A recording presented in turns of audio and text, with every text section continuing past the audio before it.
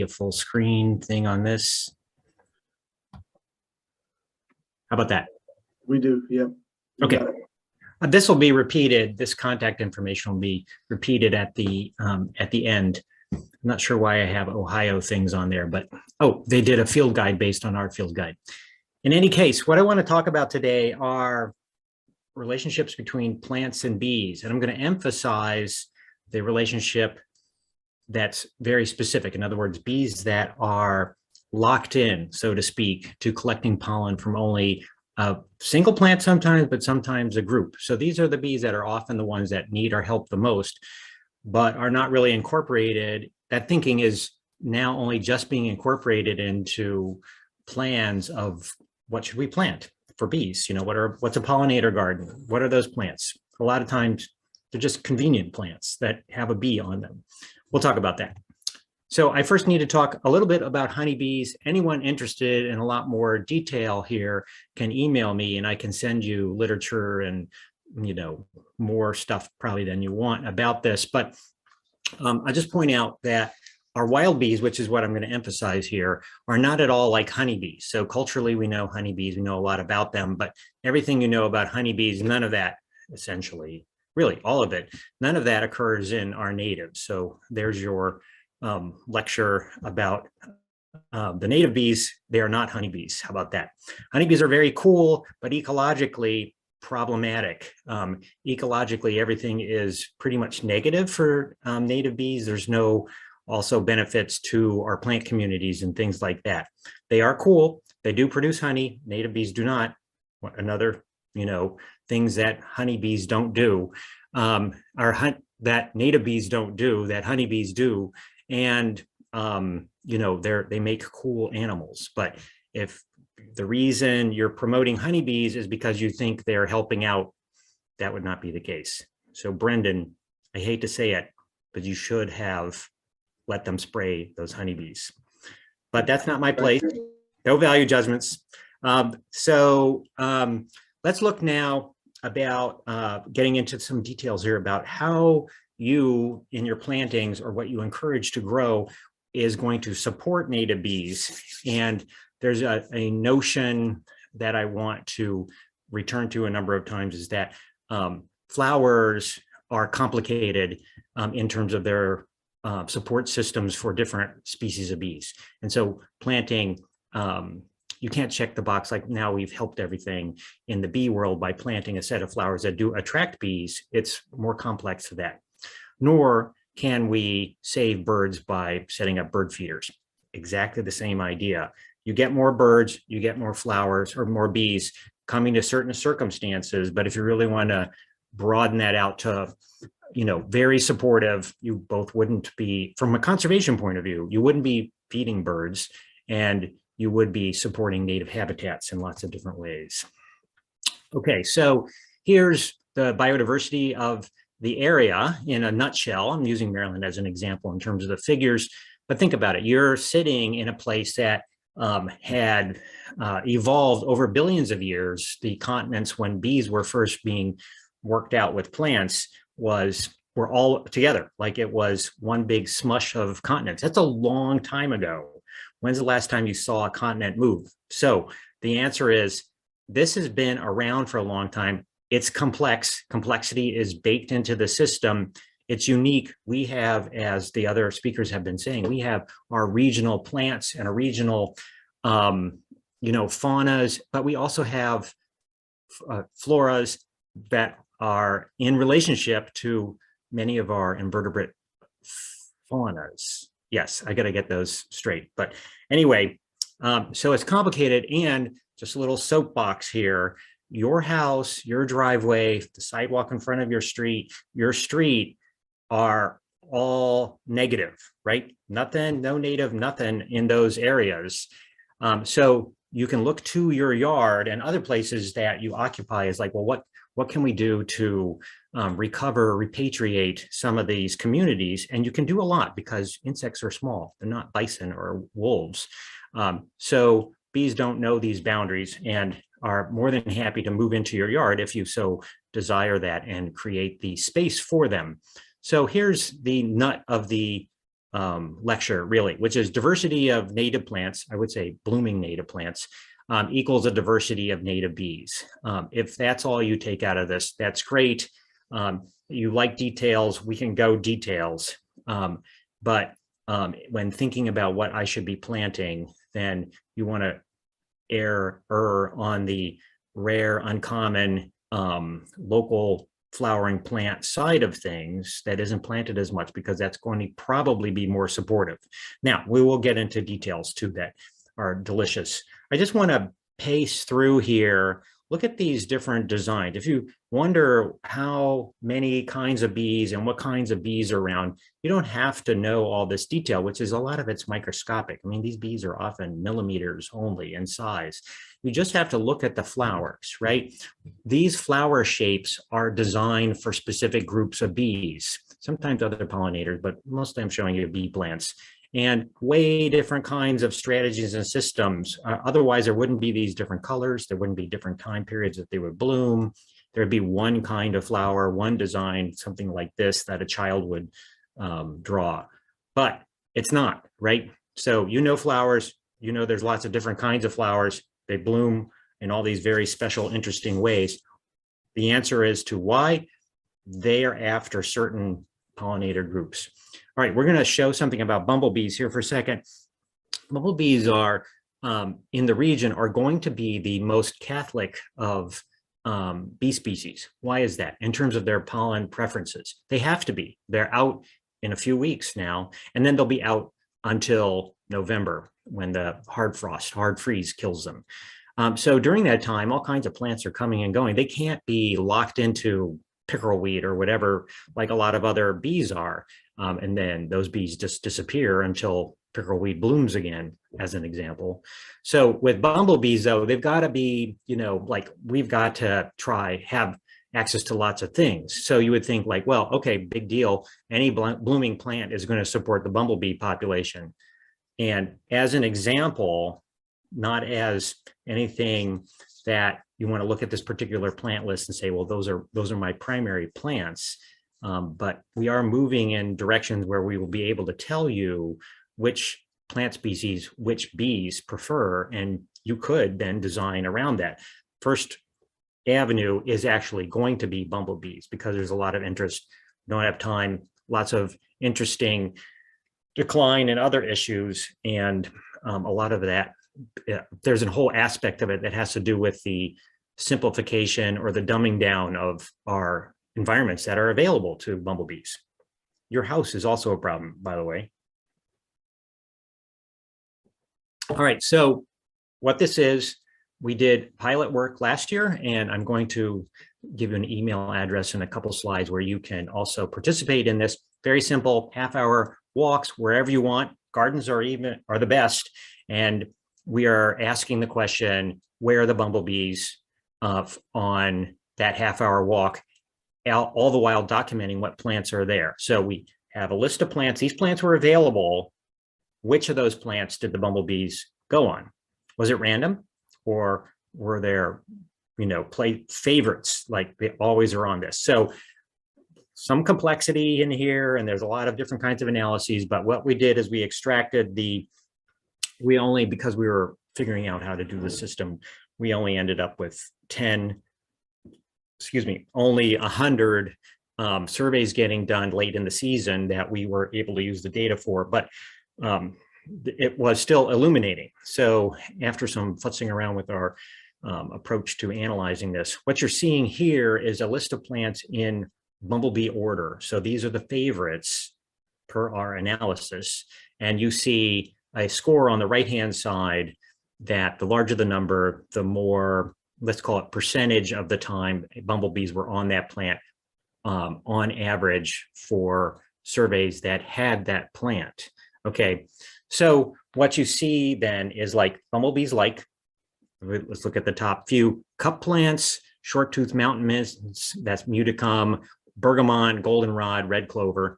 Now, we also, by the way, are including any plants. So both cultivated, non-cultivated, weeds, all that is part of a bumblebee world. So we're interested in the fact that red clover, not native species though, has a fair amount, you know, almost 25% of the time, you're going to get bumblebees on them if you have them, species. And we would think about that in terms of how we would manage a landscape if we were doing it for bumblebees. Lots of detail I'm skipping out here. And it goes down that list. So I'm sure you're perusing like, where's my favorite plant and how does it come out? Oh, look, porcelain berry. Oh, interesting. It actually has bumblebees sometimes on it. And we go down to smaller and smaller numbers. And it's like, oh, here we are, brown-eyed Susans. Well, it's had at least maybe one bumblebee on it, but it's not super high on that list. And then go down Canada thistle, white vervain, other things that, you know, without quantifying it, we might not know. But a big point is that bumblebees don't do this randomly, right? They don't go like, okay, well, any old flower is fine. It's like they have clear preferences. And if you want to grow plants for bumblebees, you would move towards those plants and away from these others. And then there's a whole series of plants in our very preliminary early analysis already yielding kind of some ideas that, okay, well, these plants never had bumblebees on them. They might be in a bumblebee planting list, but no evidence that they actually are lovers of yarrow, Queen Anne's lace, burnweed, daisy fleabane, you know, wood sorrels, pokeberry, these kinds of things. So this is where we as a lab are going. And I will just pitch. And so the illumination there is that every bee, even the ones that use the broadest range of plants, are still really picky, right? They are going to dial one direction or another in your garden. And when we get down to the specialists, which we're now going to talk about, it gets really picky. In other words, you don't have their plant, they are not there.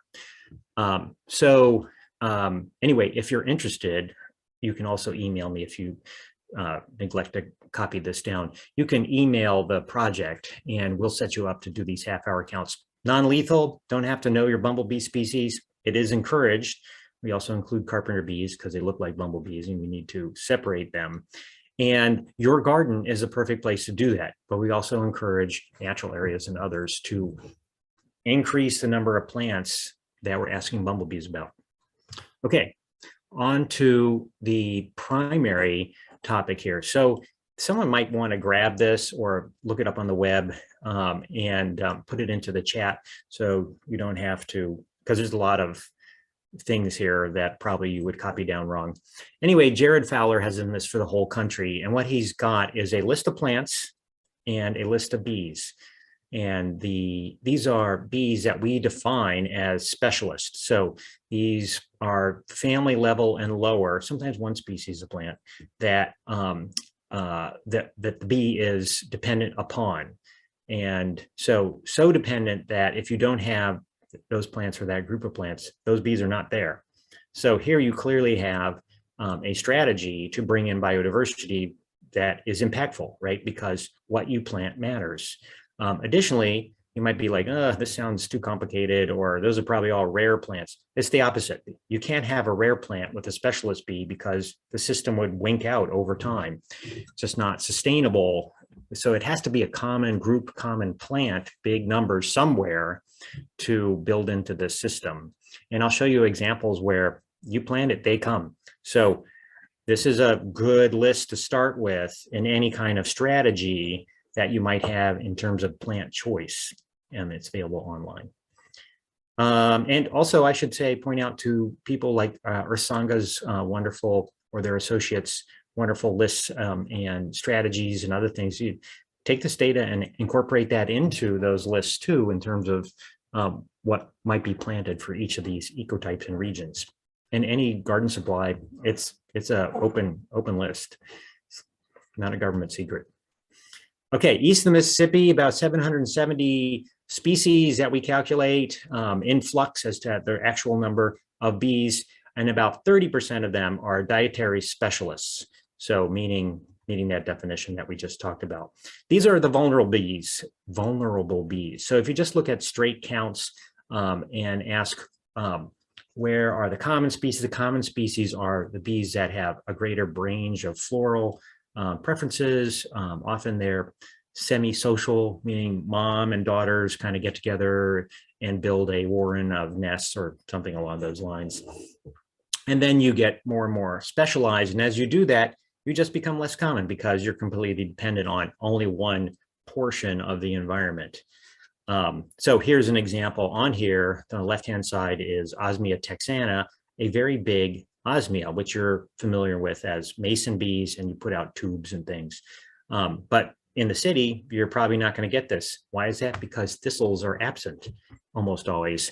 And you get groups of people who kill all the thistles thinking that they're all weeds. There are two species, Canada thistle and what is it? I forget. See, someone put it in the chat. It's the other thistle that are not native and invasive. And the native thistles are beautiful and to be encouraged to be planted.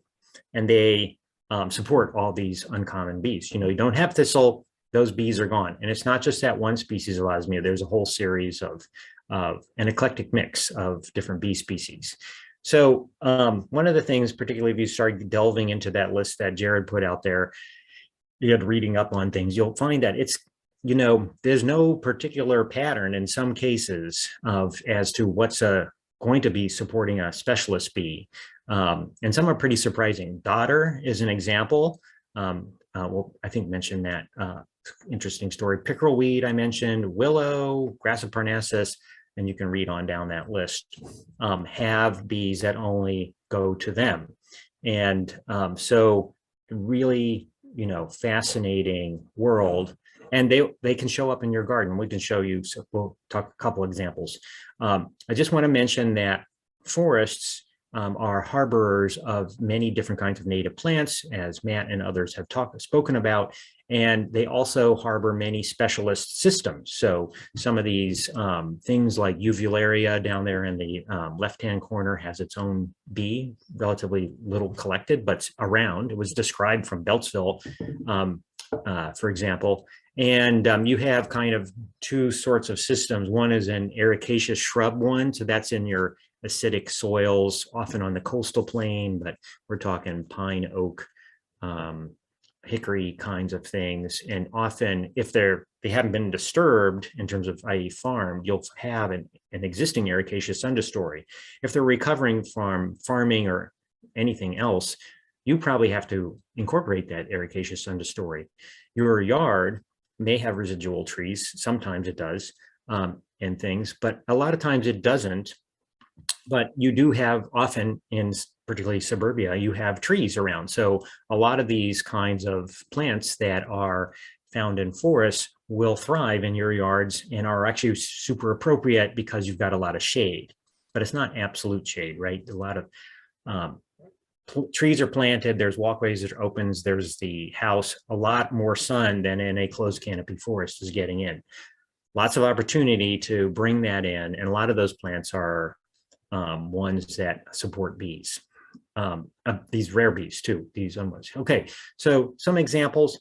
Willow, a lot of people are like, well, willow doesn't really have flowers, but it actually does and hasn't invested like other plants do in colorful flowers because it's locked in a great group of bees in long-term environments. And these are wetlands, right? These wetland areas are often at least, locally stable. They're wet, they're over the years.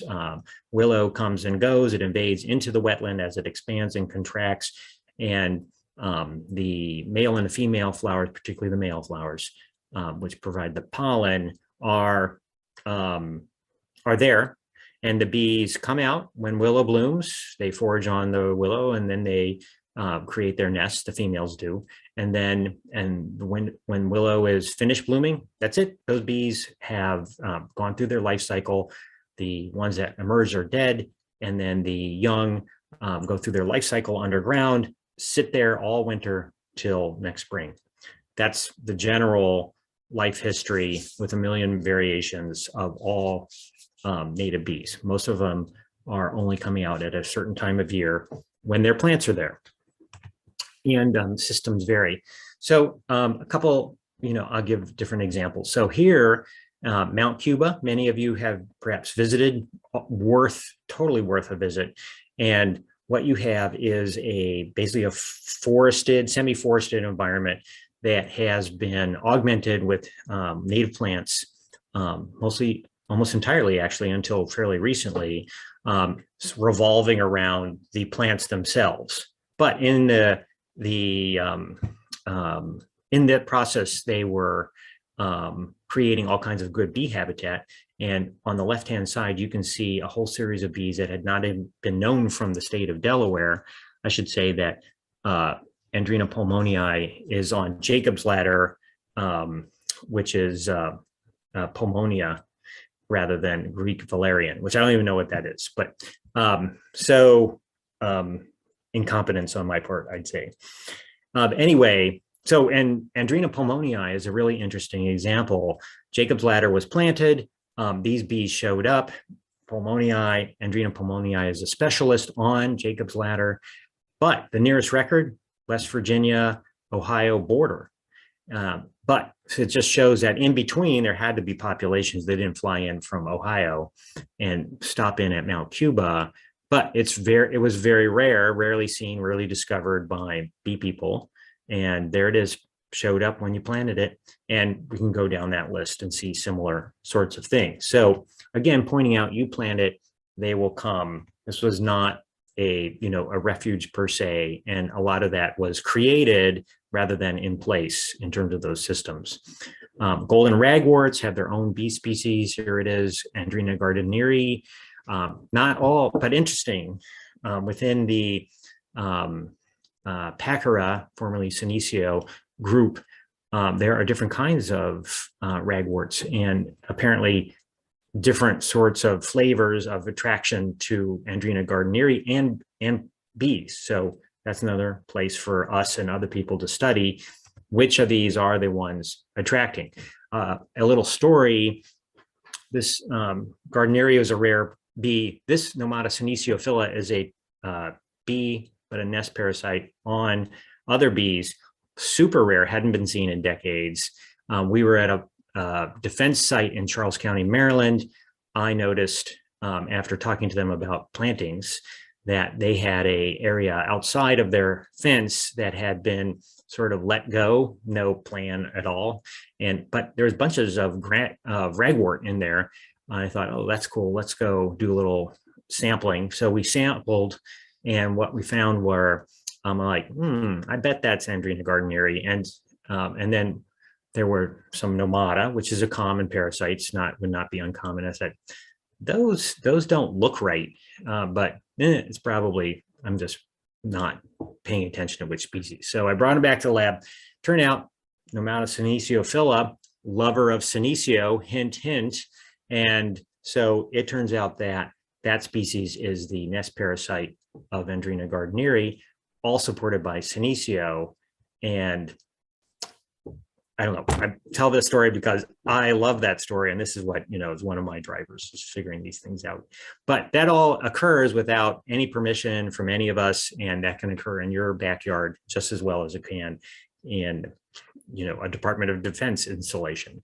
Here's another one that does involve directly backyards, alum root, heuchera, the native one. So heuchera at the Garden Supply Center is basically a bastard mix of European, probably Carpathian mountain things, and American ones sometimes too. They hybridize with that drop of a hat, and they're great plants. They're tough, so they're planted a lot, but they don't really support our native bees because they bloom at different times of year. So that's that.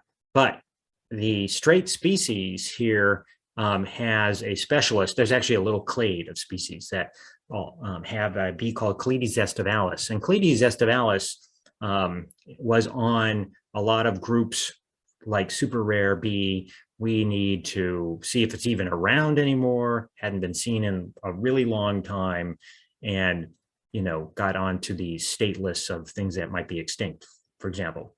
But it also turns out that it's a heuchera specialist, And heuchera in its native habitat is sort of, hangs out on cliffs and rugged land, and is innocuous in terms of its presentation amidst a million other kinds of plants, and is just overlooked all the time.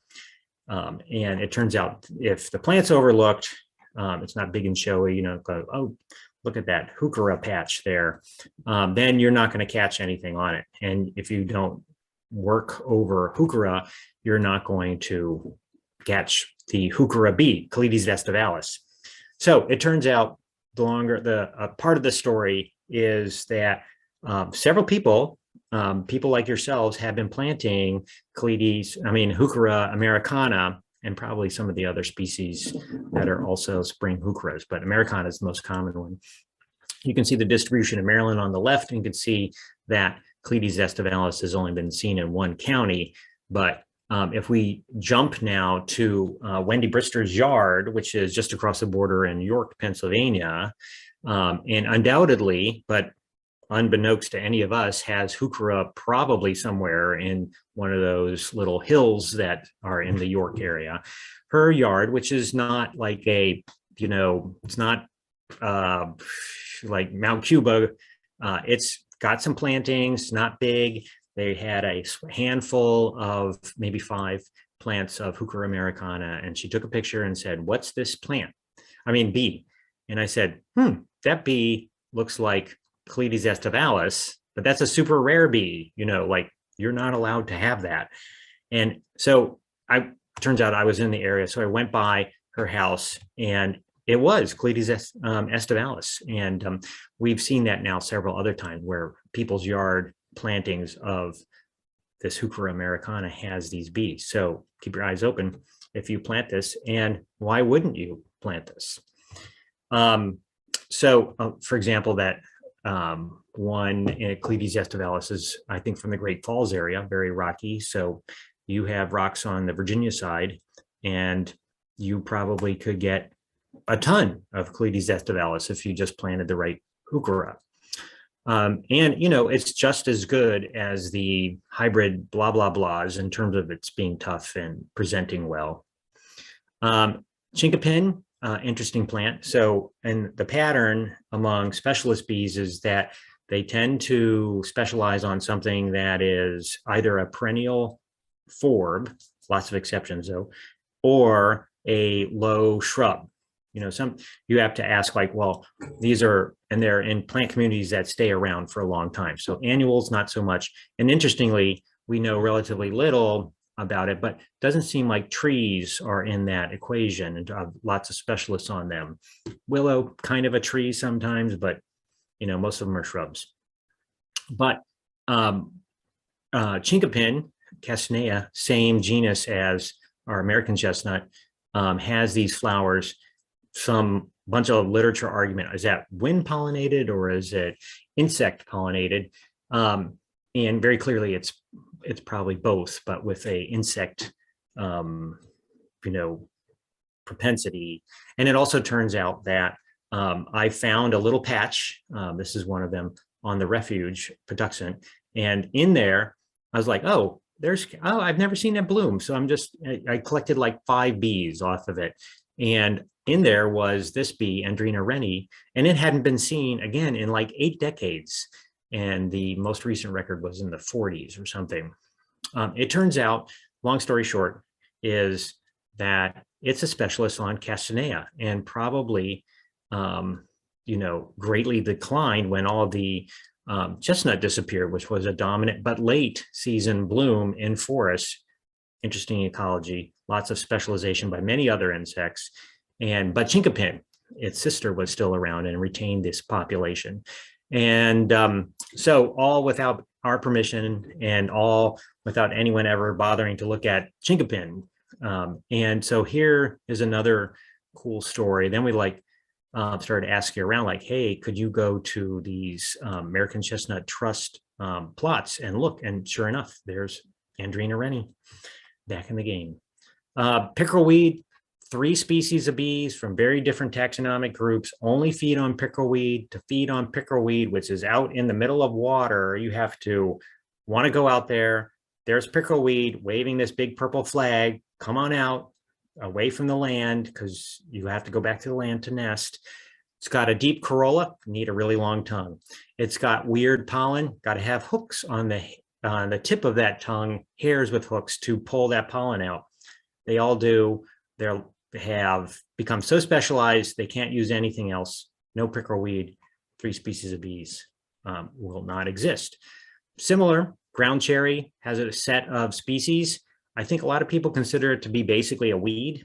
You have a bunch of different species. All of them at this point seem to be supportive of these bees, but we need to do that work. Now, Chinese lanterns, non-native physalis thing that a lot of us have planted in the past, not clear. Tomatillo, which is a physalis, has records of these bees being on it. It is a Mexican species. I just will argue, and we're planting them in planters, that this is an overlooked, beautiful plant. And I like its form. I like the flowers. They're, what is that, decumbent. So they're not as obvious, but you know, let's work with that. And you planted, they will come. This bee is actually pretty common, but very rarely seen because nobody looks. And we know that because when we do find it, we do find the bee, and that plant is relatively common in the area.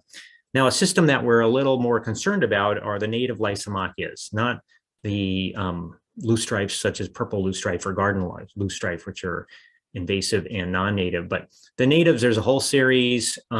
They are supporting bees because they produce oils rather than nectar. I think they might produce some nectar too, but it's basically an oil system. So these oil bees, Macropus, only go to this plant because they have decided in their little evolutionary minds that we need to have oil to feed our babies. So there's a lot less loosestrife around than there used to be, and there's a lot fewer of these bees around. So here's an example where plantings of loosestrife could be a positive. You have a lot of fall composite things, from goldenrods to the Helianthus group, that support large lists of things like Andrena helianthiformis, and again, a fairly long list of bees that specialize in there. We could spend days and days talking about just the fall composite groups. Evening primrose, why does it bloom in the evening? Because it has bees that only go to evening primrose, and they only come out in the evening after the other bees, i.e. their competitors, have gone to bed. And they have weird things like super gummy pollen with byssal threads that are connecting them, and they have to modify their pollen collecting hairs to accommodate this weird gummy stuff. So cool. Morning glories, same thing. I'm not going to show any pictures. Another whole set of bees only come out in the morning, only use morning glories. And some of those bees have actually translated to the non-native bindweeds pretty well. But Ipomaea pandurata, that's a plus. You want to plant that wherever you can. Very cool plant. Yeah, it's, you know, think moonflower, but native. White wood asters, another highly supportive group that blooms in the fall, when particularly late in the fall, when not much else is going on. It's a free plant. Like wherever you go, you can get white woodland aster or white wood aster or the frost asters basically for free because they just come in, particularly the frost asters. White wood aster, maybe you should plant. Okay, so many more stories like that. Very cool. That's our, you know, lane for figuring those things out. You, though, want to look at that list again, my suggestion, but also reflect on the fact that the current pollinator mixes are really geared towards easy production and lack of information by the producers in terms of doing that. So when you buy these mixes, you're getting who knows what. Sometimes you go to Lowe's or Home Depot, those mixes are mostly cosmos and non-native annuals that, boom, give you some flower right away. But in the scheme, you want to start thinking about replacing these, and you may have a hard time. But other people, Nancy just talked about meadows. So similar things. We're working on that in terms of how to flip areas and include some of these less common plants. So we've developed a little seed collective. Email me if you want to get information about this. And we're bulk stratifying things for planting in April 1. And we're doing this experimentally, but we see good results with that. But it requires someone, which we're happy to do the stratification rather than, doing fall plantings and using lots of herbicides. So whenever you hear herbicide, you should think that glyphosate was initially patented as an antimicrobial, right? It's an antibiotic. So not good for the soil, lots of downstream problems with that. And so we're trying to de-emphasize doing your creation of pollinator gardens with herbicides, which is standard practice for large scale, conversions, let's call it. So in any planting, emphasize your specialist plants. Everything is, these are the rare bees. The generalist bees are going to be fine. They're going to use your specialist plants, and you'll undoubtedly have other things like the mints and things that are supporting lots of things. An example, like even there, right in Alexandria, there's Dyke Marsh, which is basically a combination of old dump and old gravel pit in the water that is recovering from that. And Park Service has been doing a good job, but still it's surrounded by urban areas and was super beat up. And yet people, did looked there some on some of these plants and did some collecting intensively. And there are like globally rare bees coming out of that plant. The bee on the right, Nomata electella, was unknown in terms of the male. There was a handful, literally a handful of specimens.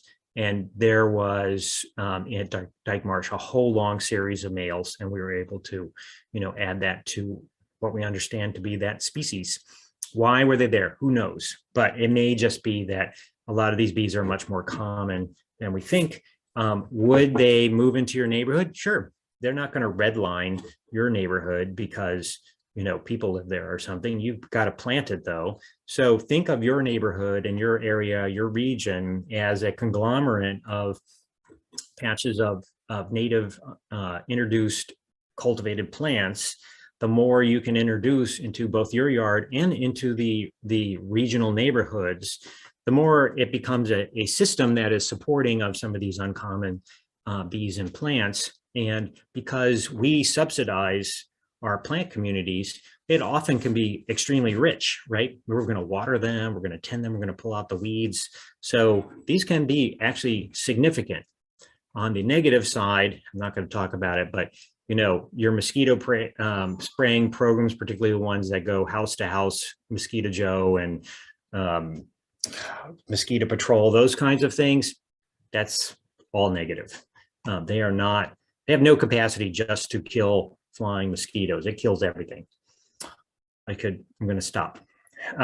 So here is my guest house where I live now. And it is surrounded by an acre of, formerly when I got it was all lawn.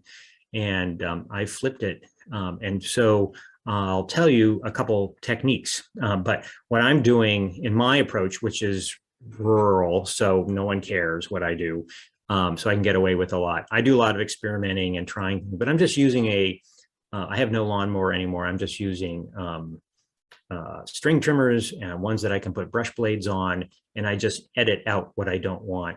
And then I will use mulch, which I will show you here. And we do this a variety of ways. Within more neighborhoods and things, you can't do some of what I've done everywhere. Your front yard at minimum has to be trimmed, and people have done studies of this. So basically, if you present all your man-made features like traditional landscape plantings around the house with mulch, your sidewalks, your front yard, your driveway, your neighbor's fence line, those kinds of things are all trimmed nicely. Whatever you do to the interior of that is considered to be okay, even if they don't understand it. It's because you clearly are doing this, one, on purpose, and two, are taking care of it and have, at least some handshake with the neighborhood. there. So that's my little lesson. So flipping things. So you want to plant these things, right? So I will also mention that our laboratory now has moved more and more into growing native plants because we need them for our plant studies. And we're installing a hoop house, for example, next weekend. And we have irrigated seed growing beds, and we've got irrigated grow out places. And we've opened this up to communities who are interested in growing odds and ends native plants, particularly the less ones not available, and we'll give you space. We're not going to, we'll do the watering because it's all automated. You do the schlepping and moving around, and we have tools and more advice than you probably want. And we have large walk-in coolers that we can do the stratification, and we often have leftovers from our growing out that you can be potted up. So contact me if you're interested in that. And then we also you can just come and see how that might be replicated. But our, I'll stop there. So we're doing a lot, and we're involving the community as much as possible in that, because we have that capacity to do so. So here is an example. This is the septic field. When I came in, it was basically an industrial area used to grow cranes. It had an industrial garage.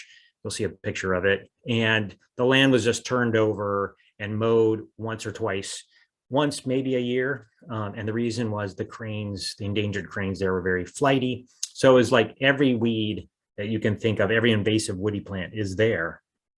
So we have a great place to do experiments. Inside, we have no deer. Outside, we have lots of deer, and we're looking at that too. But where we grow things, no deer, really important. So basically, our approach is you take a site and you can do a couple things. One is you can just weed whack it to heck on down. That's all we did here, and dump a lot of mulch, that chip mulch that Nancy mentioned. So we're talking 8 inches plus, because we don't advocate for putting down cardboard or newspaper, because that prevents the oxygen flow. The wood chips, we also don't really tell people to dig up their soil. So what's going to happen is the wood chips are going to foster the fungal communities and the invertebrates below that. And then your plants that are planted in there are going to open up channels of all different kinds into the soil, and together it's going to essentially fluff that soil up for you. You don't need to dig it up, fluff it up just to have it compressed later.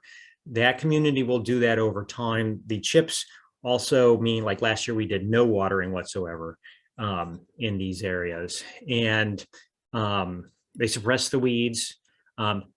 But not all weeds are suppressed. So if it's a woody plant or a perennial, like your perennials will over time, it will punch through. And we'll talk about that in a second. If it's Bermuda grass, all the other grasses can be just buried and they are gone, not Bermuda grass, as you might suspect. But you're on mulch, you can find them, you can pull them, or you can use a couple different tools. And you plant right through to the soil with leaving a little crater around it. And almost instantly you can have, if you're using plants, you're not using seeds, a pollinator garden. So here's our garage, which we love, and we can do whatever we want. And that area in the back, which is just a mass of flowers, is that same site 2 or 3 years later. And it was so successful, and we planned so poorly in getting access to the interior. We actually tore all of it out this year and replanted it with paths, because we're doing studies, right? So we need to get in there. And we've expanded our beds all over the place. And again, you can help if you're interested in that and growing things.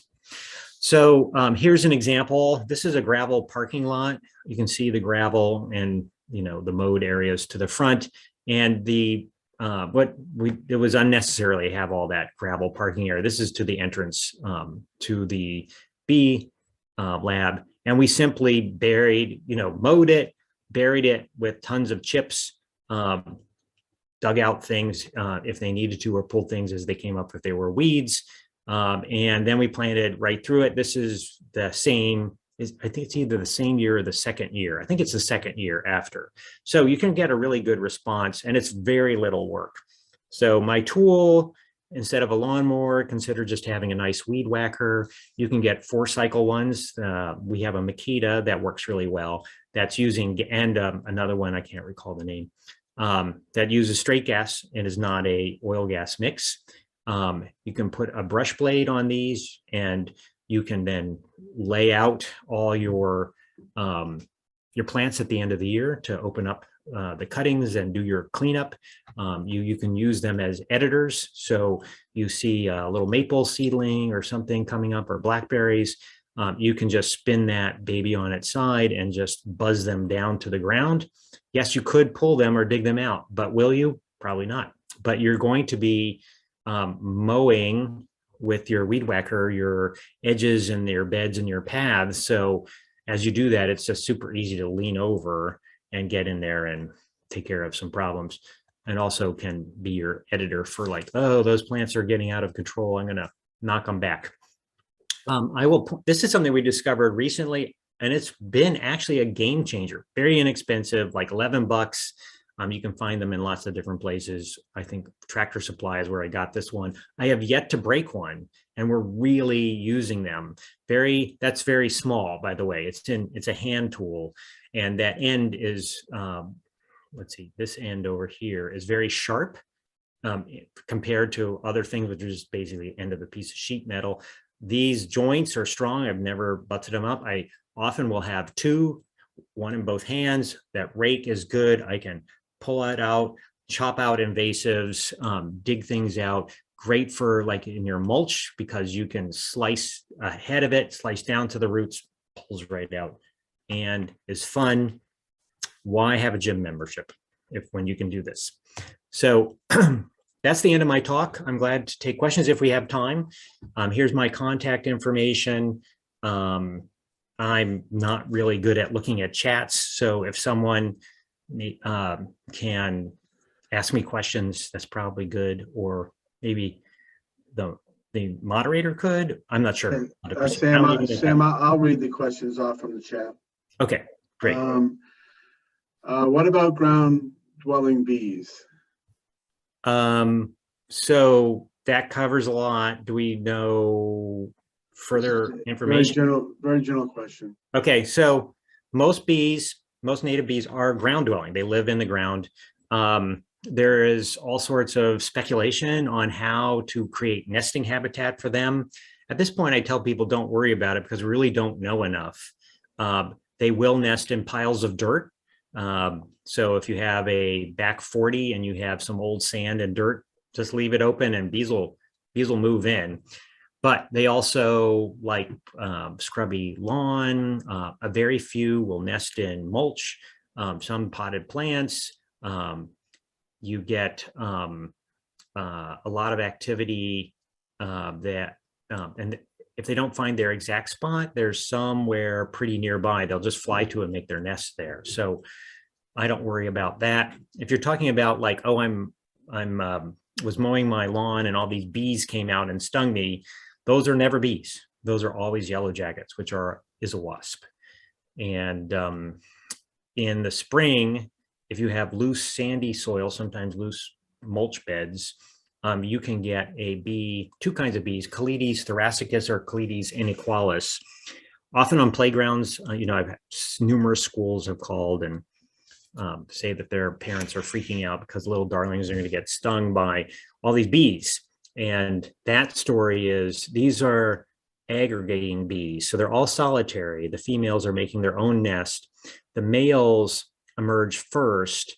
And the game for them is a newly emerging virgin female is the only mating opportunity. That's where all the mating occurs. So they have to fly over the aggregation constantly, or their genes don't get passed on. So what people see are the males, which of course don't have a sting, and the females are very businesswoman-like and just are going out and a few times a day make a trip back to the nest with pollen to create cells there. So you can lie down in the middle of these things and nothing will happen. But different people have different perspectives. Okay, so are bee houses a good idea or not? I'm seeing them for sale in various stores. Yeah, it can't hurt. There's a sort of subculture of people who work with mason bees, and I'm sure in the chat people can add some information about that.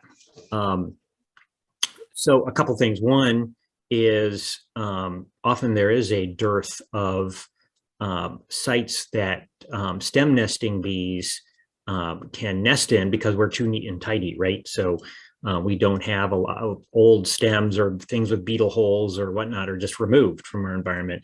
So there's sort of two classes. One is a hole in a piece of wood, and the other is a hollow stem. Let's think grass stem, but it could be blackberry and a variety of things with a subclass of a stem that is broken. None of these bees can, bore into a stem that is broken but has pith. So some have to have the pith in there. So a couple things. One, you can just take a drill, give it to a child, and say drill holes in everything in the yard. So fences, the porch posts, the rafters, the shed, and bees will nest in it.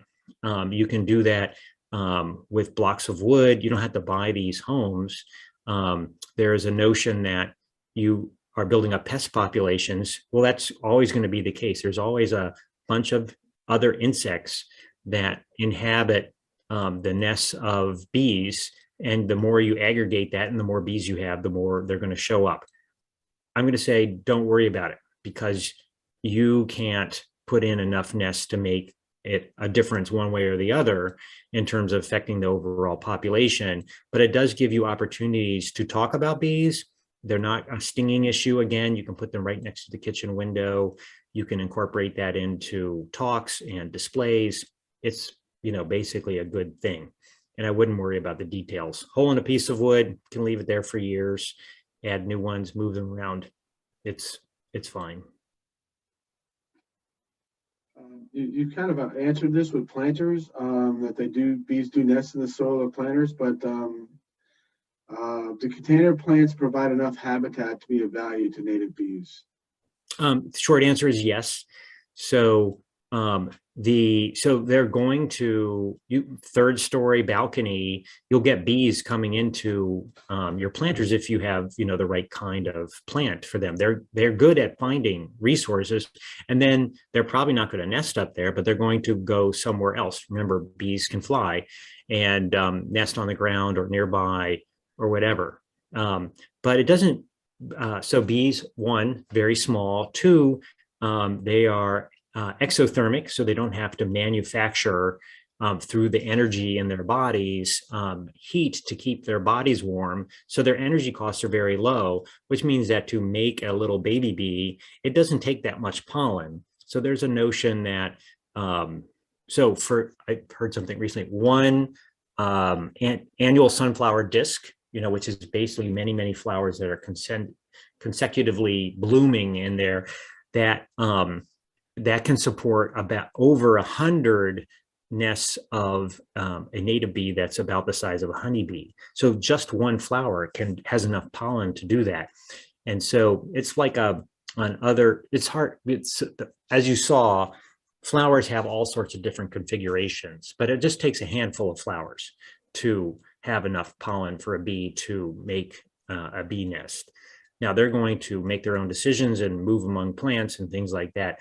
But yes, one clump of daisies or whatever it might be that is useful to a bee will be supportive. And then when it's done blooming, they're out of there. Thank you. Here's a question about string trimmers and distributing little bits of plastic. Is that a concern for you?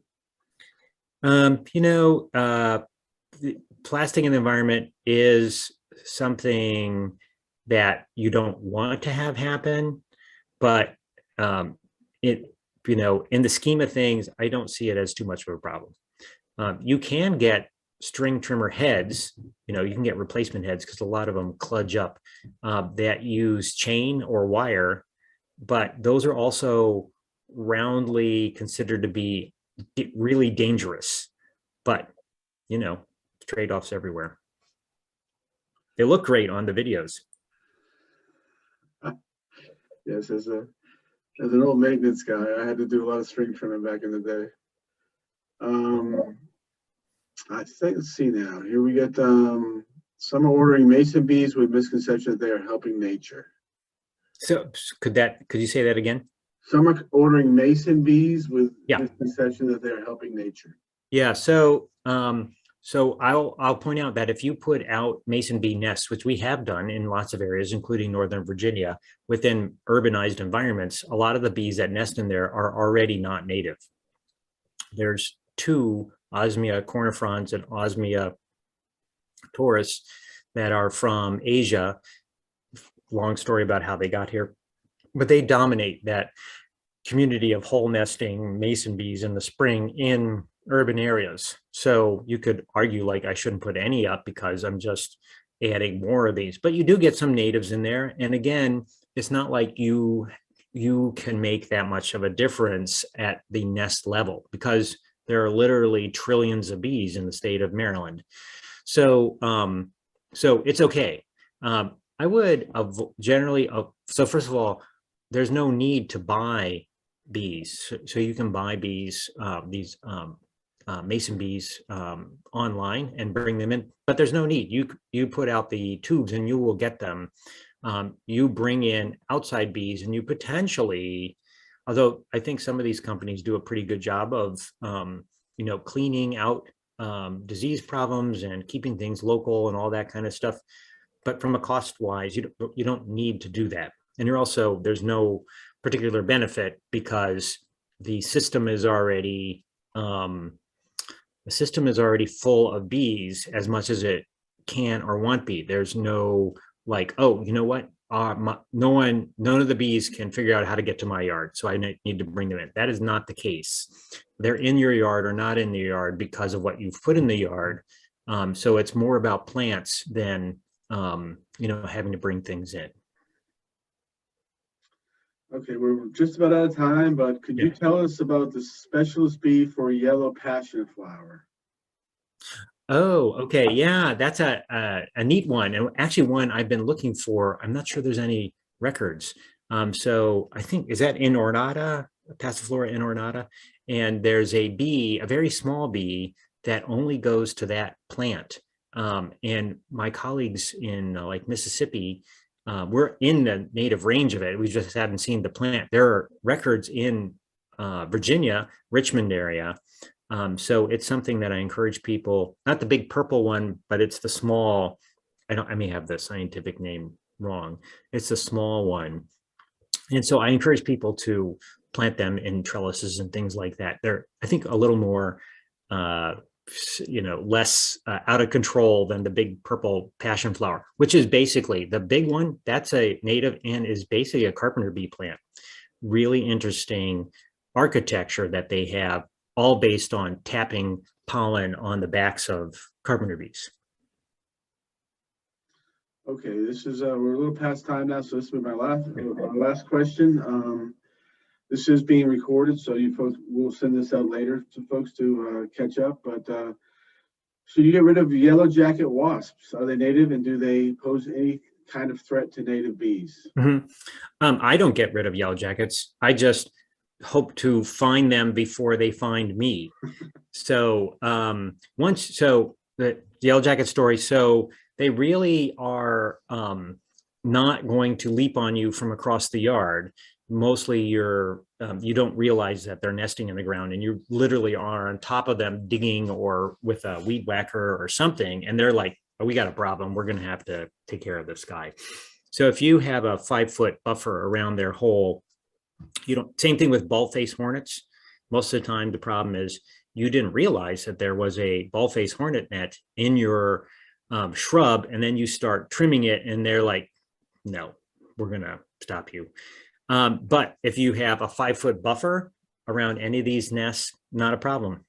If you want to get rid of them, mark where the hole is, which I don't recommend. Unless it's in a place where there could be problems. You mark the hole, you go back at night, you have a gallon of water. In that water is a lot of dishwashing soap, not foamy, but just in there.